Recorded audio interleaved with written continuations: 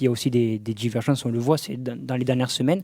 Qu'est-ce que vous pourriez leur dire par rapport à ça, les gens qui pensent que, enfin, voter Pascal Pendre, c'est un petit peu comme voter Hervé Marquez. Comment vous pourriez leur prouver le contraire? Pour moi, d'abord, j'accepte la critique. Je ne sais pas si c'est une différence, mais c'est important de le souligner. Écoutez, moi, je l'ai dit à plusieurs reprises. Bon, d'abord, on est dans une élection locale. Je ne crois pas aux logiques partisanes.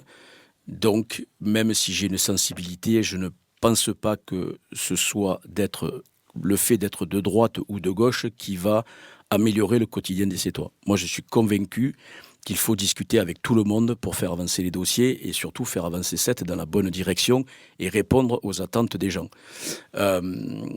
Ensuite, moi, dire qu'on vient du même camp, écoutez, moi, j'ai jamais fait de politique politicienne jusqu'en 2020 où François Commen m'avait proposé effectivement de participer à sa campagne. Je l'ai fait loyalement, je l'ai fait avec conviction, mais avec l'idée de faire avancer la ville. J'ai pas de problème avec ça. Et j'ai toujours été d'un engagement total et d'une extrême loyauté. À partir du moment où François Commen n'était plus qualifié pour se présenter, moi j'ai considéré que chacun reprenait sa liberté. Voilà. Donc Hervé Marquez, il a fait son parcours.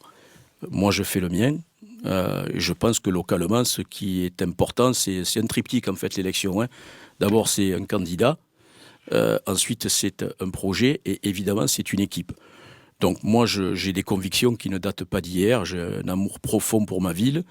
Et voilà, j'ai dit, je ne suis l'héritier de personne.